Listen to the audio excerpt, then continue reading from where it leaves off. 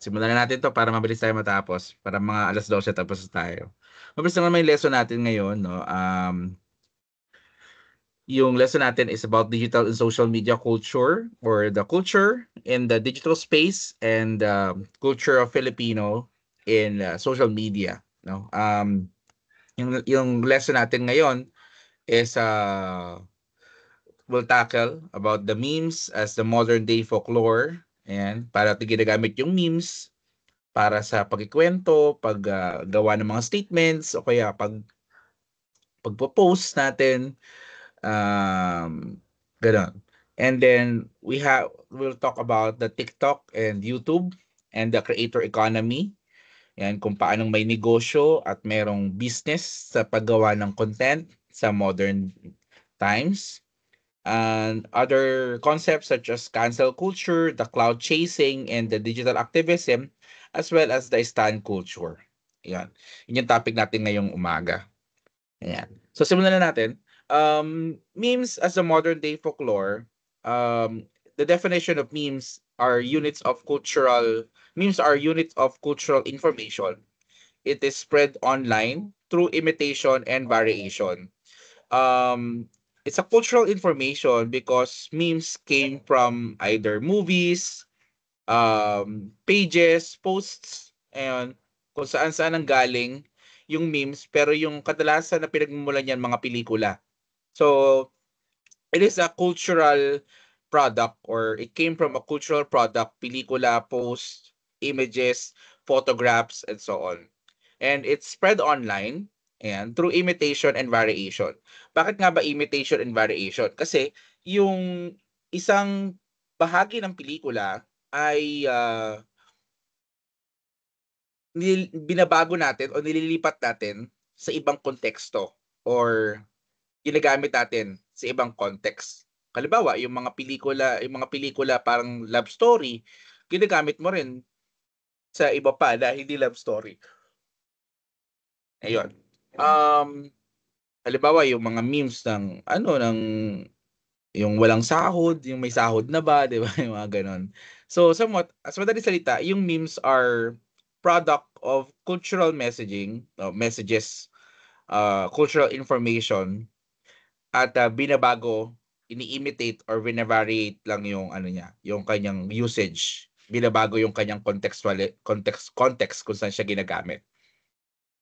Just like traditional tales or jokes, memes reflect societal values, humor, fear, and ideologies. At tulad nga ng lengguwahe, no, at mga kwento at mga biro, somewhat naglalaman yung memes kung nagre-reflect or nagsasabi yung memes kung anong klase yung ano yung mahalaga dun sa lipunan, no? Ano yung naiintindihan, trip ng lipunan, ano yung nakakatawa, no? Ano yung humor or humorous doon sa society, ano yung mga fears ng mga tao doon sa society and as well as the ideologies o yung mga kaisipan na naghahari doon sa lipunan. Um, Understand that memes are hyper contextualized, no? Pag sinabing hyper contextualized, um, kailangan alam mo yung reference ng meme na yon o saan nanggaling yung meme na yon para maintindihan mo, o kaya ay mas magamit mo yung meme na yon. Alam niyo ba yung meme? Thumbs up nga kung alam niyo yung meme, meme, ayan. Yung mga nakikita niyo GIF, puwedeng PNG, JPEG o kaya mga video clip, ayan. Yan, alam niyo naman 'yan. Pero 'yun nga, hyper-contextualize siya kasi kailangan alam mo yung pinagmulan ng meme na 'yon para mas lubusan mo siyang maintindihan. Now, memes evolve from grassroots communities and reflect collective behavior. Just like logos, branding, and other names, memes starts from being unfamiliar. Nagsimula yung meme sa pagiging unfamiliar, hindi natin alam, hindi natin kabisado or hindi natin ganong nakikita. It evolves from grassroots communities. Uh, Nung nagtatrabaho pa ako sa Solar 2014, meron kaming parang website na ano na yung 9gag, yung 9gag.com. Ayan. Diyan kami tumitingin ng mga memes, mga jokes, 'di ba? Para siyang Facebook or Instagram para sa sa memes. So, hindi lahat ng Pilipino nandoon sa 9gag. Gano'n yung concept. It starts there as a grassroots communities. People communicate with visual cues, communicate with memes, and they do memes. Kami rin gumagawa na kami ng meme, 'di ba? Memer na kami, 'di ba? So it starts there as a grassroots communities, and then later on as people keep on using the memes, nagkaroon na ng collective behavior. Ibig sabihin, parang yung pag-iisip ng tao kasama na sa gamit nila or kasama na sa arsenal nila to communicate with other people yung memes. Parang halimbawa kung magjo-joke ako, kasama yung memes sa pwede kong gamitin para ipang-joke. Naintindihan niyo? Nakakasunod kayo? So, from grassroots communities, naging collective behavior hanggang sa marami na yung gumamit at naintindihan na ng mga tao yung mga jokes, yung mga biro, yung mga, alam mo yun, mga banat ng memes. Okay? Now, in examples of in Valenzuela, nung pandemya, meron tayong mga nung pandemic era, ayan, meron tayong mga paggamit ng bawal lumabas. Pasensya na kayo, hikab ako ng hikab kasi kakagising ko lang, 'di ba? Puyat kasi ako, eh. Nag-ano, naglabas ng nag-rant. 'Di, joke lang. So ginagamit natin yung bawal lumabas, ginamit ng mga taga Valenzuela yung bawal lumabas na memes, 'di ba? Yung kay Kim Chiu, ayan. There are also Valenzuela-based memes on local traffic governance. Um Example is Mayor Wes Gatchalian's projects. Ayan, si Mayor Gatchalian, Wes mismo, gumagawa ng memes, 'di ba? Ayun, may mga vlogs, memes, ginagamit niya yung mga 'yon. Ayan. So ito example, ayan, Charter Day. Di ko gaano magets 'to, kasi kung titingnan ko dapat parang Valentine's Day pero mas trinip ni Mayor West yung Charter Day kasi yung Charter Day naman parang February 12 ata yung Charter Day, 'di ba? Ayan, Valentine's Day pero instead na Valentine's Day inaatupag ni Mayor West, Charter Day yung ginagawa niya. Talaga ba? Talaga ba? Parang nangyari nung Valentine's Day, parang mas maraming Valentine's Day kahit yung dapat Charter Day na eh. Pero anyway, ayun nga. So ganyan yung example ng meme ni Mayor West. Yung mga tao gumagawa niyan. Remember that memes are double-edged sword. People can use it as well as people can consume it. So, yung gumagawa ng memes pwedeng komunidad, mga tao sa komunidad o kaya yung mga content creator, 'di ba? Yung mga managers ng communities, 'di ba? Ayun. There are the use of memes by local youth organization is also an example to promote voter awareness and community events. Yan. Gumagamit tayo ng mga memes, mga kung ano-ano. Okay? Yun lang yung memes. Alam niyo naman yung memes pero those are the concept under the memes. Okay na kayo? Nandiyan pa ba kayo? Thumbs up nga kayo kung nandiyan pa kayo. We are 40 now. Ilan ba kayo? Di ba 50 kayo higit? Oo. Pa 50, di ba? Yan. Sige, boy magkakasama, no? Take note na lang yung mga magkakasama, mga magkakalibi na ata itong mga to. O, kunwari pa itong mga magkaklase, pero magkakalibi na ata yun. Joke lang. Anyway, so TikTok, YouTube, and creator economy. Creator economy refers to the ecosystem, no, where creators monetize contents across digital platforms. Sa madaling salita, the creator economy is where people that we call them content creators monetize their contents. Ibig sabihin, pinagkakakitaan nila yung kanilang contents across digital platforms like Facebook, YouTube, TikTok, and so much more. Ngayon para medyo i-tighten lang or i-tighten lang natin i-narrow down lang natin yung ating discussion, ang pinili ko lang is more on TikTok and YouTube and then Facebook. Sa TikTok and YouTube, no, these are platforms for performance, education, and entertainment. Tama naman, pareho naman. Kahit sa Facebook, ganun din. Uh, People use TikTok, YouTube, and Facebook and all the other digital spaces for performances. 'Di ba? Pinapalabas nila kung ano yung kanilang sayaw, 'di ba? Sumasayaw sila, anong ginagawa nila, a day in a life.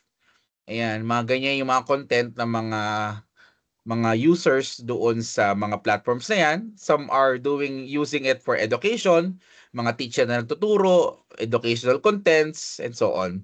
And then, of course, meron ding entertainment. Yung basta may entertainment, no?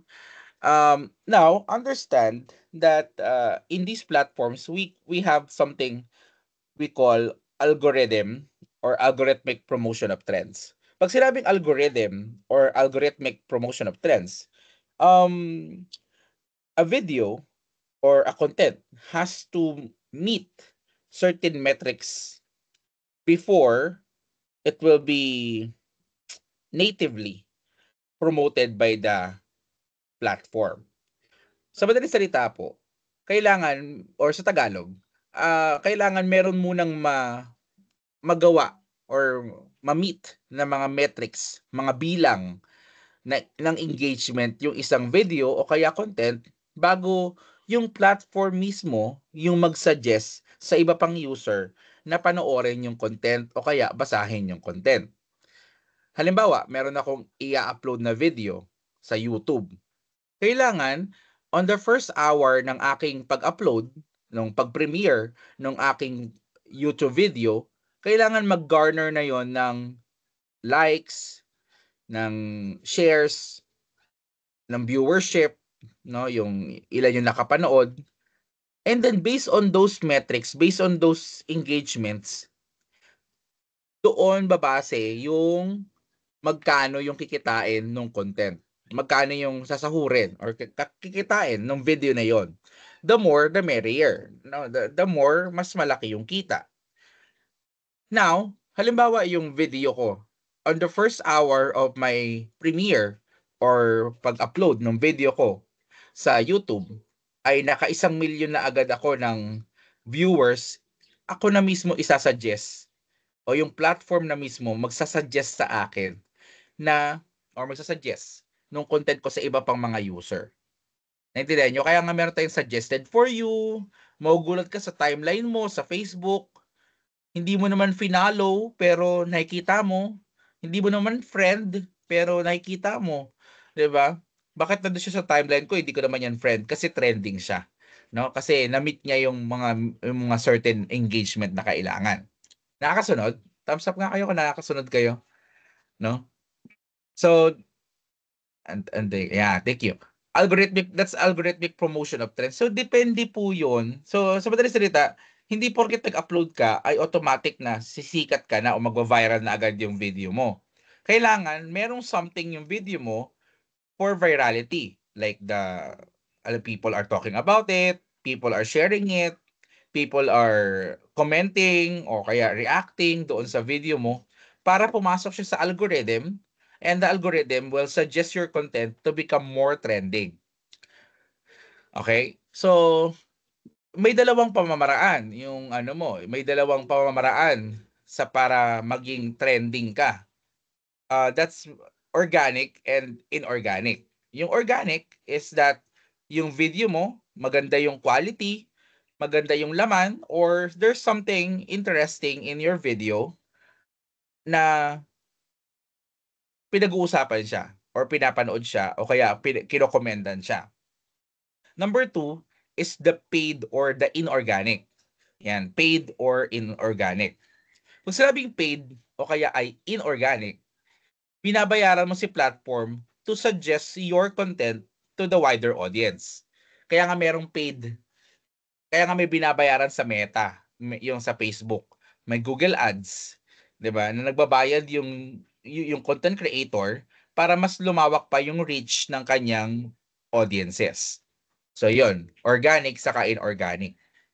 So, pag yung content mo walang laman, mema lang, o hindi bayaran mo, magbayad ka, mag-invest ka. Ayan. other users consider paying the platform or yung boost na tinatawag as capitalization o kaya iba naman investment, 'di ba? Wala pa silang masyadong viewers, so ang gagawin nila, bayad-bayad muna sila para lumawak yung number ng viewers. Ayun. And then, there are different income streams. Yan, napunta tayo dun sa economy, sa ecosystem, creator economy.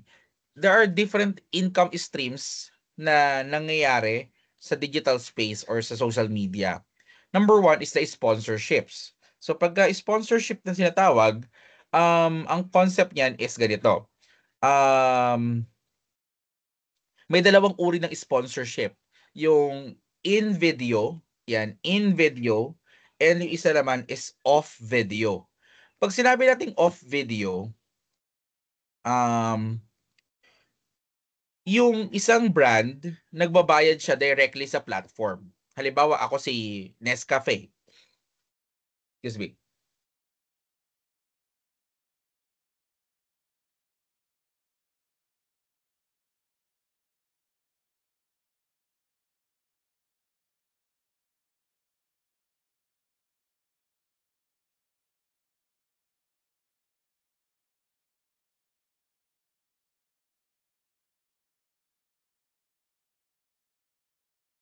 Halimbawa, ako si Nescafe.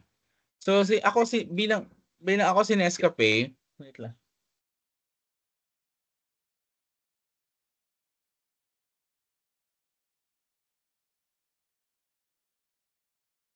Ayan, so sorry. Ako si Nescafe, didirekta ako kay Google Ads o kaya kay Meta. Ayan, kay Facebook Meta. Magbabayad ako sa kanya ng boost fee o kaya ng Google Ads fee para i-promote niya yung aking video o kaya yung aking brand. Ayun. That's off video na tinatawag. Yung in-video sponsorship naman, if you're familiar with Dude Perfect, yan, yung Dude Perfect na napapanood niyo 'yon sa YouTube, Dude Perfect, yung mga kalalakihan na gumagawa ng mga trick shots. Yan, Dude Perfect.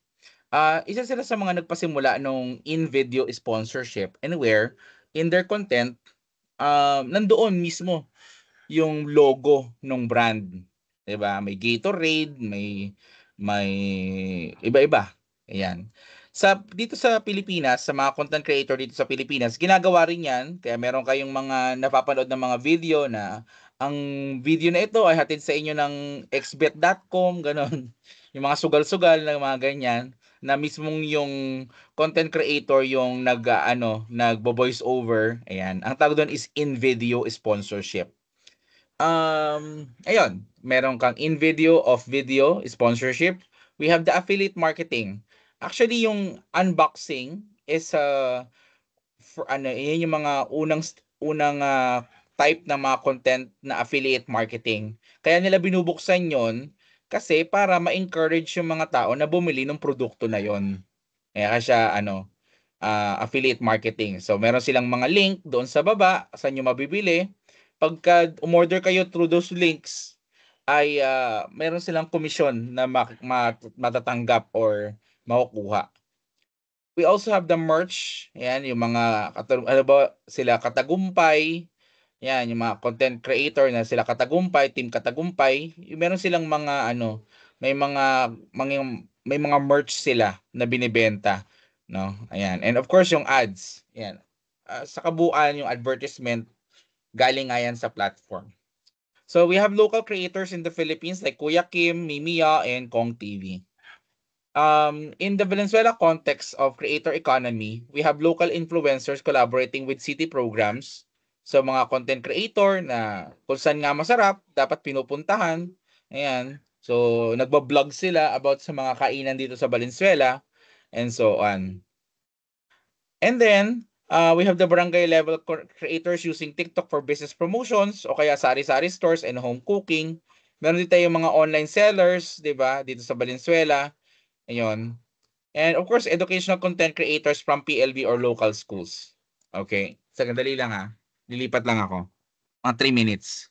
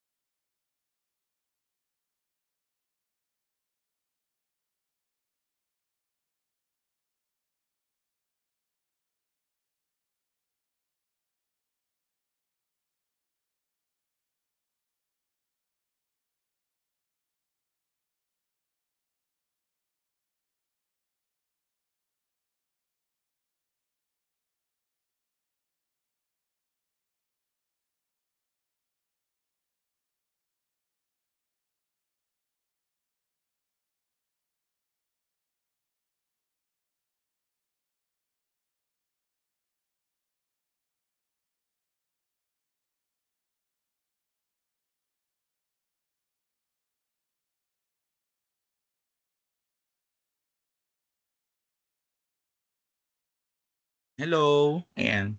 So, ayan.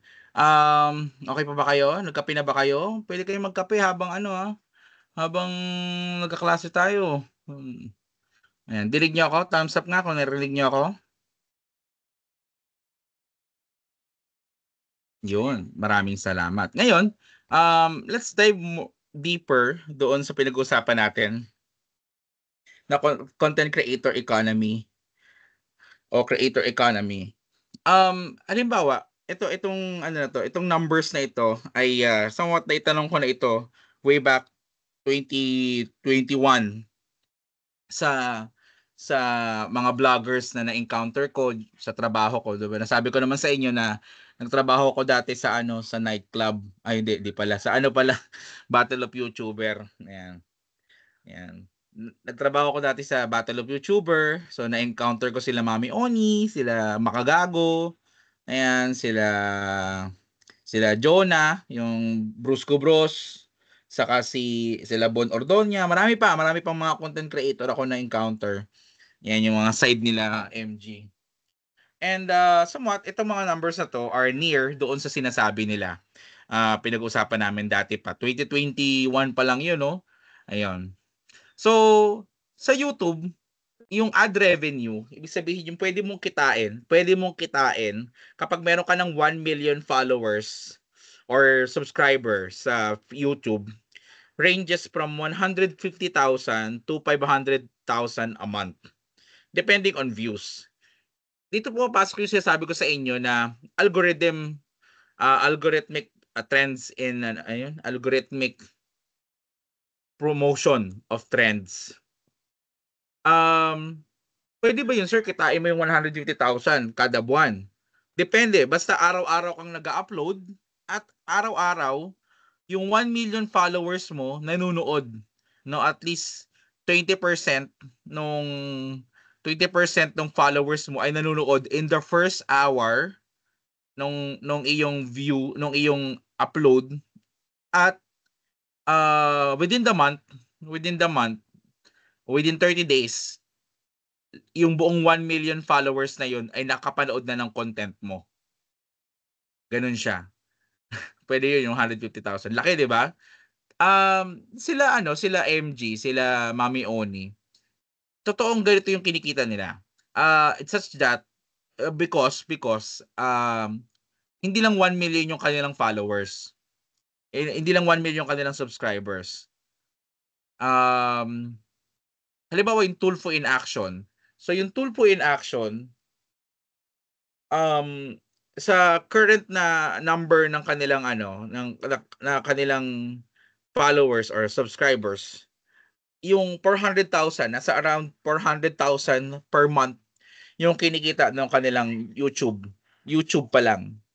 Ayan, 400,000 yun. Galing yan sa kakilala natin na nandoon sa production nun. Laki ng kinikita nila. Kasi ang daming viewers, daming nagbi-binge watching ng Tulfo in Action. Wala kang ginagawa? Anong ginagawa mo? Habang naglilinis ka, anong pinapakinggan mo, pinapanood mo? Tulfo in Action. Yan, yung mga nanay natin, 'di ba? Ayun, hilig natin sa no, chismisan. Ewan ko lang. Mga Pilipinong hilig rin sa chismis eh. Pero gano'n. Possible 'yon. Possible yung ganitong halaga basta yung 1 million followers mo ay within 30 days upon uploading ng video mo ay nakapanood na. At pangalawa, araw-araw ka dapat nag-upload. Ayan. Pagka every other day ka lang, every other day, pwede yung 150,000, pero yung 500,000 per month, kailangan araw-araw. Sipag mo nun. Dapat two content per day. Yun. Depending on views, depende sa dami ng content na ina-upload mo. Mas maraming viewership. Yung kasi yung halaga, doon kasi yon, no, ad revenue. Yung mga advertisement na pumapasok doon sa YouTube mo, mga hindi mo na alam kung sino-sino yon. Hindi mo na monitor kada tao iba-iba ng advertisement. Of course, kapag mayroong halimbawa nakipag-tie up sa'yo at sabihin na pwede ka bang gumawa ng content na sponsored namin. Ayan. Kapag meron ka ng 1 million followers or subscribers, pwede ka na mag-demand ng presyo. At least 50,000 dapat. At least 50,000 dapat yung ano, yung ibayad nila sa iyo. 'Yon. Kapag ka 1 million na yung followers mo ngayon depende sa haba ng content at sa dami ng content, pwede pa tumaas yung sponsorship na bayad na 'yon. Nakakasunod kayo? Thumbs up nga or react naman kayo diyan. Baka masira cellphone ninyo, 'di niyo ginagamit, 'di niyo pinipindot. Ayan. Sige. TikTok. 'Pag nagti-TikTok kayo, meron pagka naging content creator ka sa TikTok, meron tayong tinatawag na creator fund. Ano yung creator fund? It's limited only in the Philippines na once na magkaroon ka ng 1 million followers sa TikTok, automatically meron ka ng 1,000 to 5,000 pesos na papasok sa bangko mo per month. That's creator fund. Pondo 'yan para makagawa ka ng content. Ngayon. So, syempre depende sa sipag mo kung magkano yung matatanggap mo doon sa range na 'yan. Mababa lang yung sa TikTok kasi nagsisimula pa lang yung TikTok at maikli yung mga content sa TikTok unlike sa YouTube na kailangan mahaba yung content mo sa YouTube at china-chop-chop mo na lang. Ganon. Naintindihan nyo? Ganon kasi yung trend ngayon eh. Mahaba yung content mo nasa 30 minutes. Ang gagawin mo, china-chop-chop na lang into reels yung or into shorts yung mga content. We have the brand deals. Pag halimbawa nakipag-collab ka, pwede ka nang mag-request ng halagang 10,000 to 100,000 per collab. Depende sa dami ng content o kaya syempre sa dami ng followers mo. Pero given ito sa 1 million followers, at least 1 million followers meron ka, pwede ka na mag-demand ng 10,000 pesos per collab. Ayan. Facebook. Sa Facebook, meron tayong tinatawag na in-stream ads, which is 50,000 to 300,000 per month yung pwede mong kitain. Kaya maraming mga streamer sa Facebook. Kung napansin niyo nung pandemya, Santa Caterva yung nag-i-stream ng games, ng kaldag, ayun. So kung ano-anong content. Sandali lang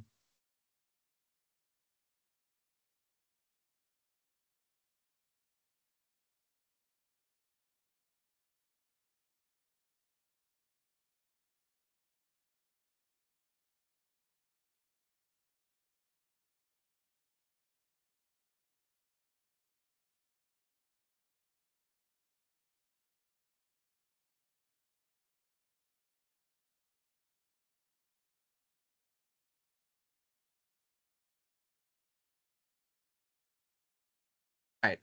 So, ayun. Ngayon may trends na ginagawa sa sa Facebook ngayon.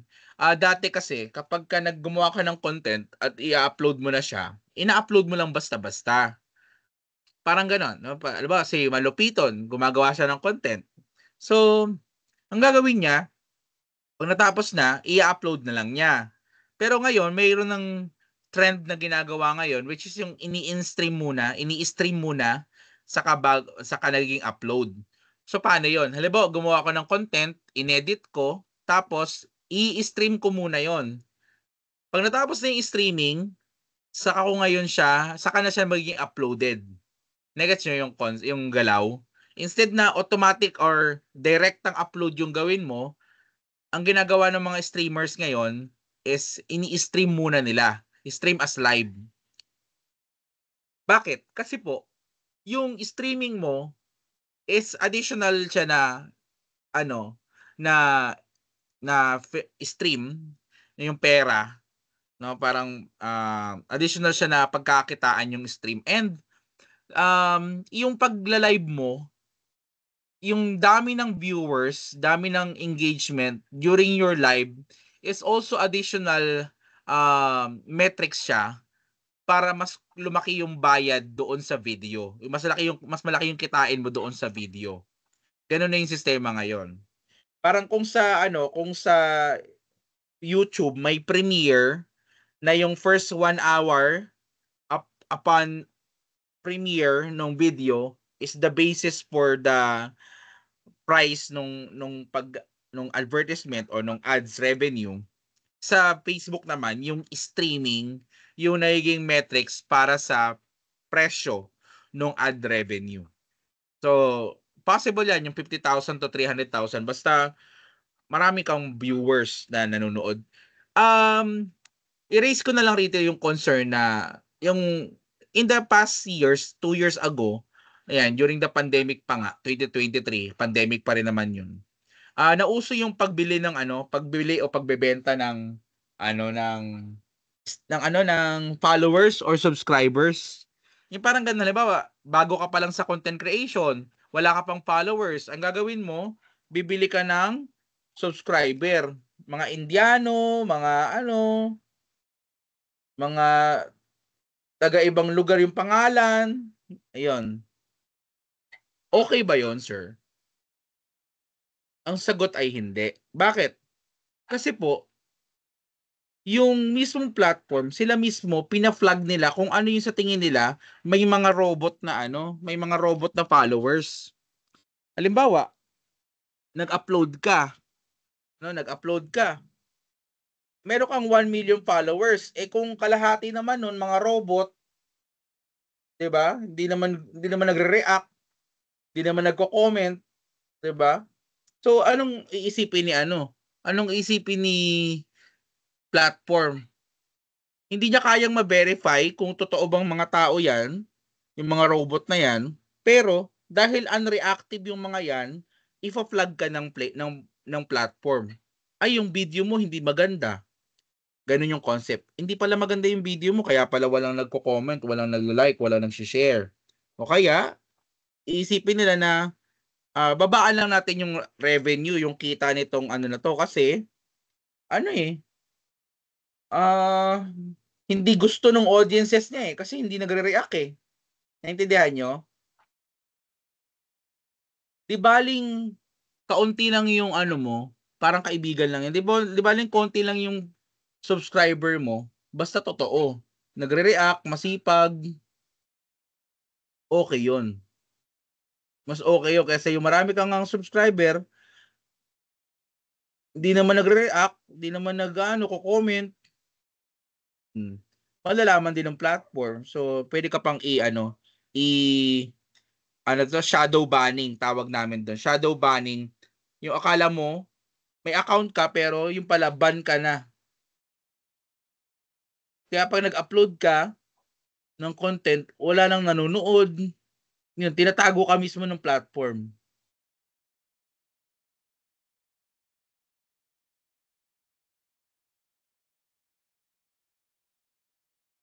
Okay. Yan. So, meron din sa Facebook na yung send stars. Yan. Pwede ka rin kumita dyan ng 10,000 per 50,000 or to 50,000 per month. Sa stars ng Facebook, kung doon nagkakamali, parang 75% lang o to 80% lang nung stars yung makukuha mo. No? Halimbawa, meron kang 100 stars, ipapa-cash out mo na. 75 pesos lang makukuha mo, kaya 80. Asan sir yung 20? Nasa platform, bayad mo sa platform. Parang convenience fee. Ganun yung sistema dyan. Okay pa kayo? Antok na kayo Ako ba? Ako ata inaantok na joke lang. Malapit na tayo matapos.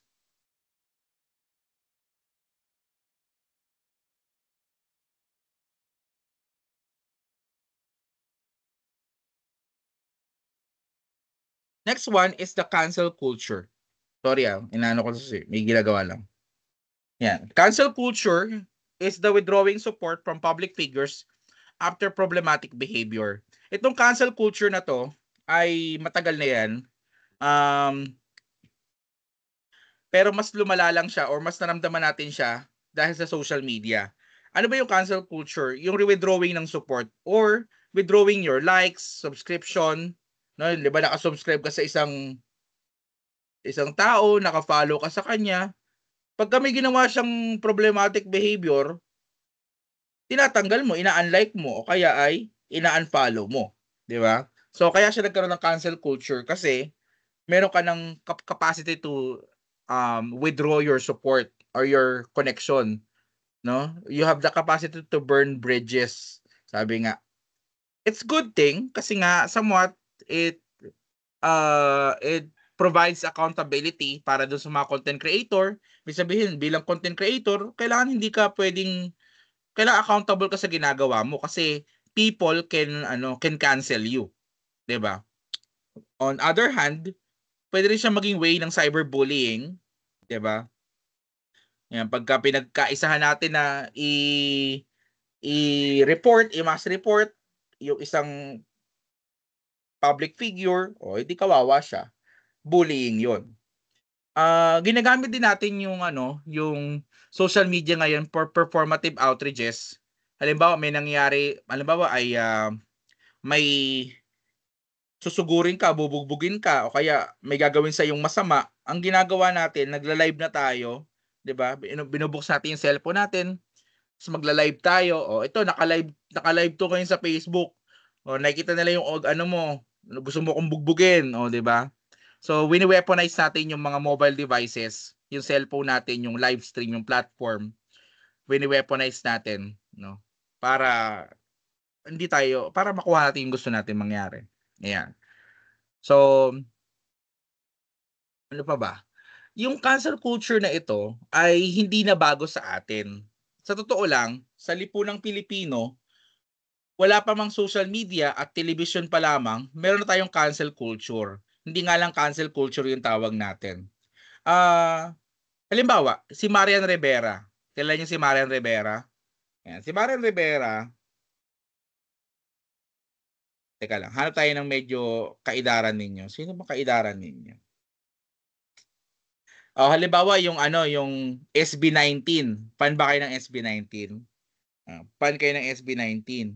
Kung halimbawang ngayon, wala pa silang mga jowa, 'di ba? Fan nila kayo.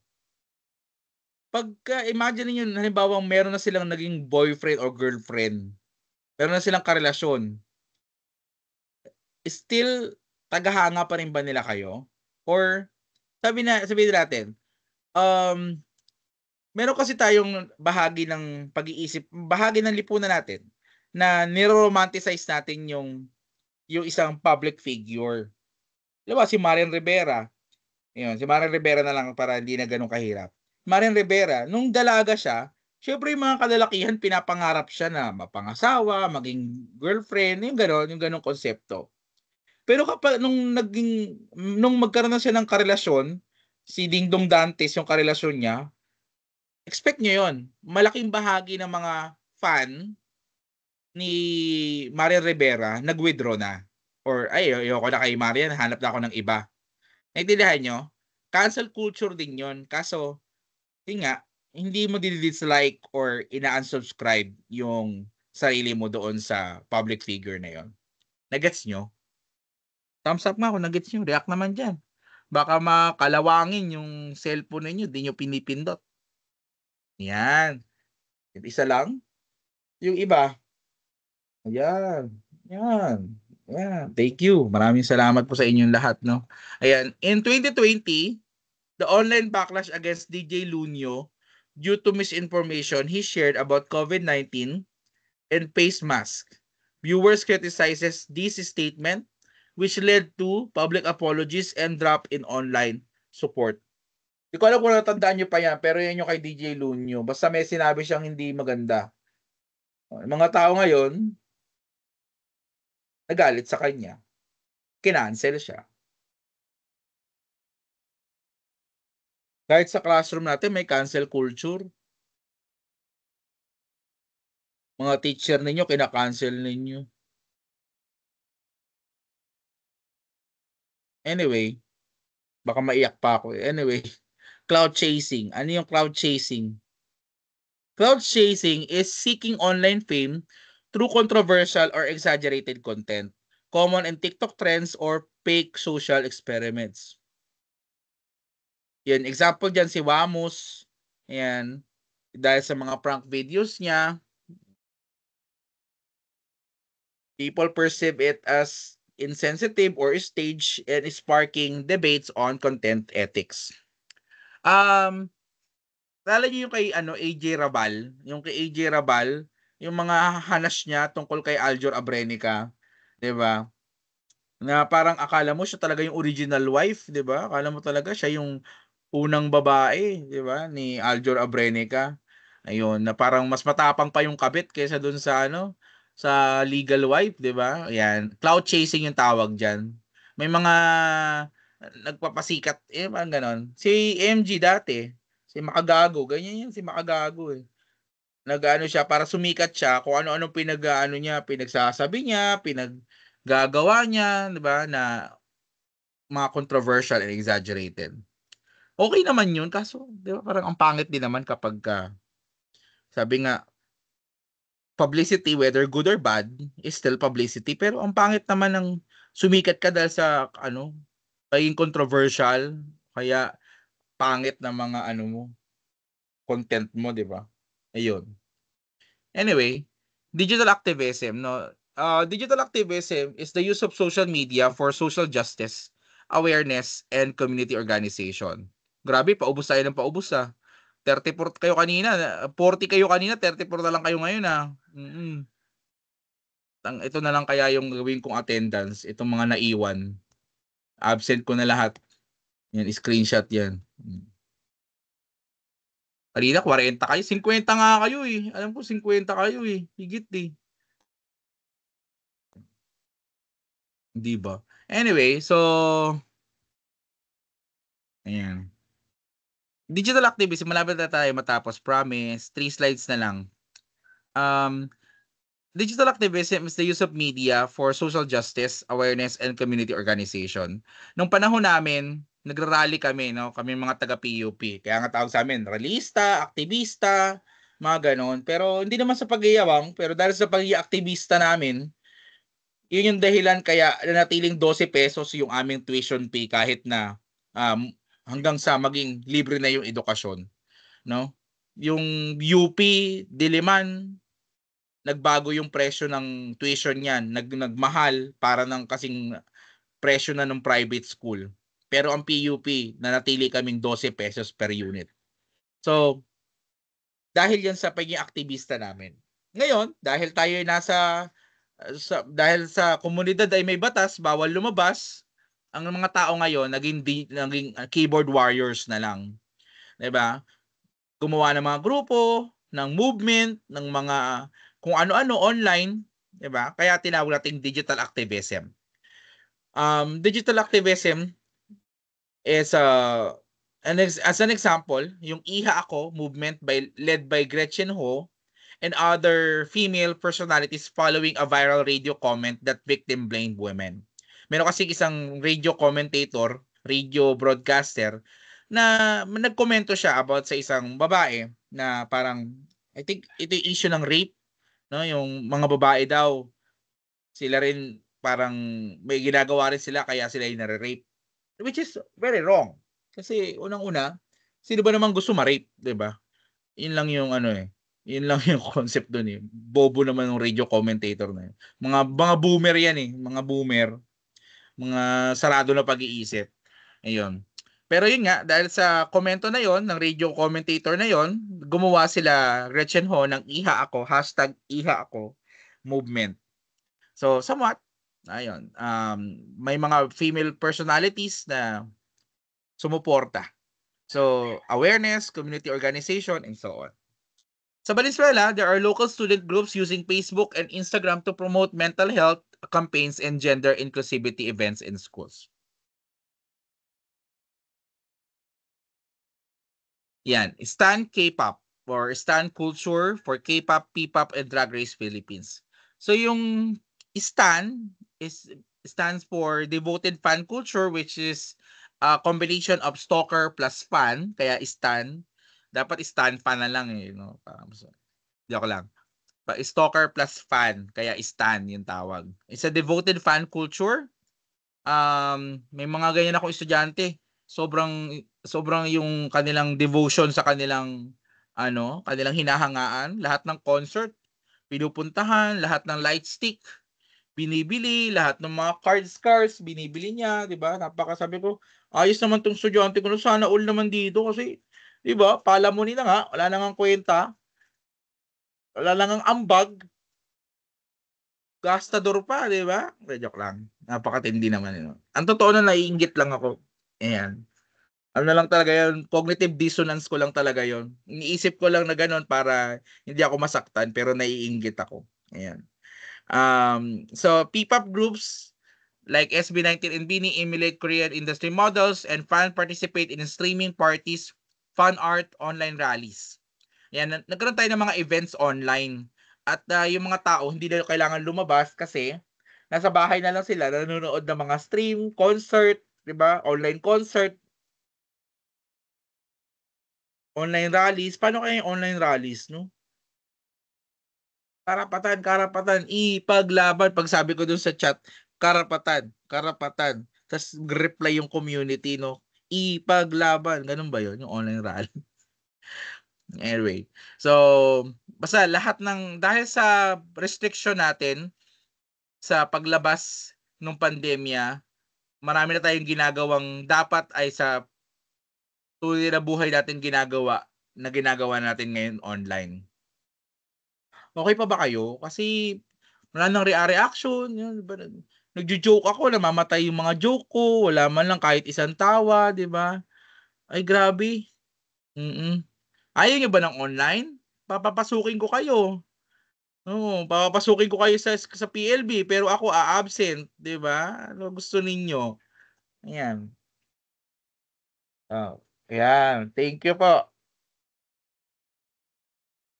Ng ilong ko ah. Okay. Yung queer na yung Drag Race PH, yan. Hindi po 'to ano, hindi po 'to karera, Hindi po 'to mga bakla or tomboy na nagkakarera, hindi po gano'n, no? Drag Race PH elevates queer representation and artistry. Yan mga queer, mga kapatid natin na mga queer. Ayan, queer, lesbian, gay, yan, mga LGBTQ na mga kaibigan natin, mga kapanalig. Kapanalig. Anyway, tropa naman natin yung mga yan. Anyway, so ang ganda ngayon kasi hindi naman sa ano, pero mas, ah, mas normal na ngayon yung queer, mga gays, mga lesbian sa culture natin compared dati. Dati talaga grabe, Roderick Paulate, binubugbog lang yan, kinukutos-kutusan. Ngayon hindi na. So somewhat okay din yun kasi nga that's the efforts of the people nung mga member ng community na yun. So for a better queer representation and artistry, the people are doing online fan discourse, meet and greets, and local drag events. Sa Manila, sobrang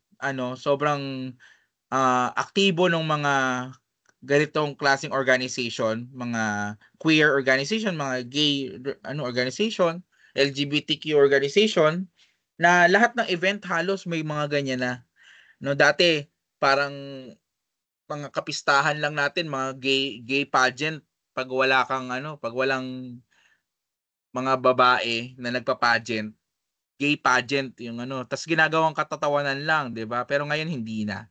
Somewhat hindi na. Nag-e-enjoy na yung mga tao sa mga performances ng mga ano, ng mga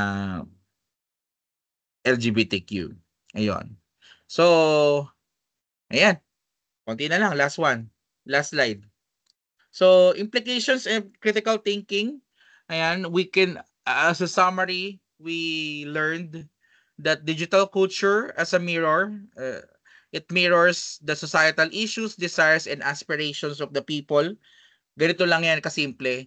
Kung ano yung mga societal issues na kinakaharap ng mga tao, yung kanilang mga desires and aspirations, mga hinahangad at pinapangarap, nag-i-spill out yan sa social media. Hindi yan, na tayo, parang vent outan natin yung yung social media. Pag meron kang galit, meron kang problema, meron kang nararamdaman, may gusto kang pinapangarap o gawin, sa social media mo yan unang nilalabas, 'di ba?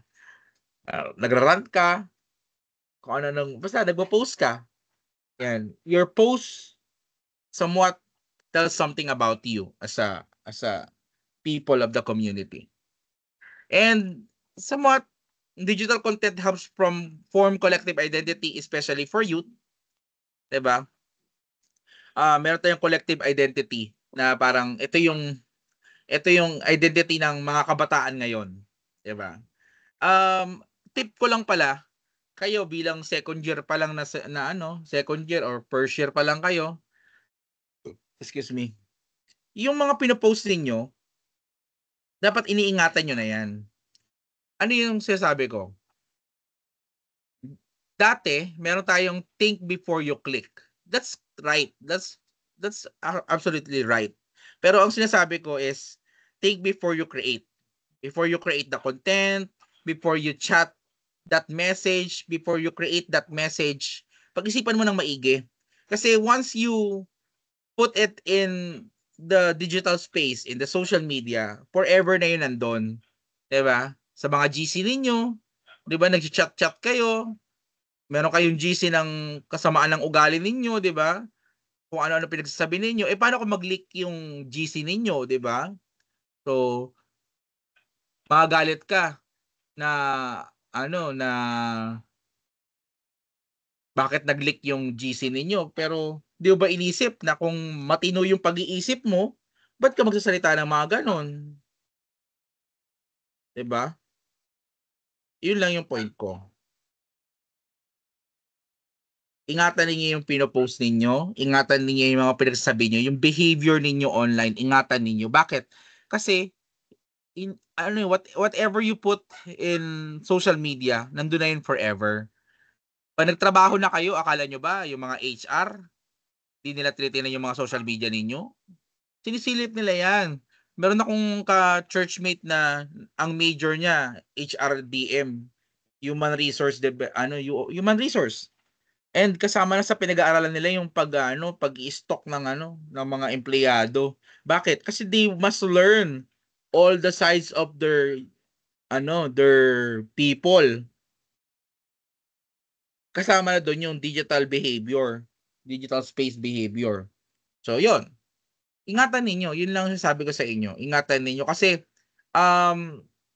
pagka hindi niyo iningatan 'yan, makakasanayan ninyong pangit ugali ninyo. Pag nakasanayan ninyong pangit yung ugali ninyo, mahirap nang baguhin yun. Pero pagka kinasanayan nyo na maayos kayo, mapa-personal at mapa-social media, hindi na kayo mahirapan na mag-adjust kasi wala nang i-a-adjust o kaya maayos naman na kayo. Yun lang yun. Okay naman, masaya naman talaga maging balahuray ugali, pero sa dulo wala rin namang sense yun eh. Sa totoo lang. Wala rin talagang patutunguhan. So, ayun. So, habang kayo'y tumatae, kumakain, umiinom ng kape, o kaya umiinom ng kape habang tumatae, ayan, let's try these questions for reflection. 'Di ba? How can we balance freedom of expression with responsible digital behavior? Tandaan nyo, meron kayong freedom of expression, pero you have to be responsible, no? Yung sa digital behaviors ninyo. Kung ano yung behavior ninyo sa online, magta-transcend 'yon sa tunay na buhay, 'di ba? Ayun, 'yun. So, how can you balance your freedom of expression? And also, kayo bilang mga estudyante pa lang, alam ko kailangan niyo ng pera. Lahat tayo kailangan ng pera. Lahat tayo may pangangailangang pinansyal. And siguro it's time to think how can we use digital media. Number one, for advocacy if you want to make changes or start changes. Or pwede ring entrepreneurship. Ayan. May negosyo kasi, may pera kasi sa online media, sa social media. So, maximize natin 'yon. Kasi meron, 'di ba? Mag-ano kayo, mag-TikTok AI, 'di ba? Thank you for the ice cream. Ice cream yummy. Ice cream good, 'di ba? Mag-ganon. Kami nga minsan mga teacher niyo nag-iisip-isip na rin kami na na parang ano kaya, maging na lang, TikTok AI na lang kaya kami, 'di ba? Parang gano'n. Kaya naman namin yung kumahol. Ar, ar, ar, ar. Kaya naman namin yun eh. Kakahul lang pala eh. Kaya sayang yung pinag-aralan namin. Anyway, so 'yan mag-online selling kayo, 'di ba? Tinda kayo ng marijuana, shabu, joke lang. Hindi 'yun. I-upload ko 'to tapos joke lang 'yun, Magtinda kayo ng kung ano-ano, damit, 'di ba? 'Yan. So, magnegosyo kayo kasi walang yumayaman sa pagiging empleyado lang. Kailangan ikaw yung boss para yumaman ka. 'Pag lahat tayo boss, 'di boss, ubos. Hindi, joke lang. Ayun. Basta magnegosyo kayo, maging entrepreneur kayo kasi mas kaya na natin ngayon kaysa dati. Okay? So, yun lang yung lesson natin for this week. And, wag niyo muna isipin yung quizzes. I want you to focus on your vodcasts as well as your final requirement kasi nga malapit na yung pasahan nun. So, please, dun muna kayo mag-focus sa mga bagay-bagay na yun, ha? Kayang-kaya niyo yan. Wag niyo lang masyadong paano ba? Balanse niyo lang ba? Balanse niyo lang. Wag niyo lang habaan yung video kaya kayo nahihirapan kasi ang haba-haba ninyo mag-shoot, eh. Kailangan lang, planuhin niyo lang, 'di ba? Paano namin 'to magagawa in a shorter time yung output, 'di ba? 'Yun. Mas konti yung material, mas madali buhay. Quality over quantity. Ayun. Okay, sige. So with that, maraming salamat sa inyong oras and mag-ingat kayo palagi. I'll end the recording here.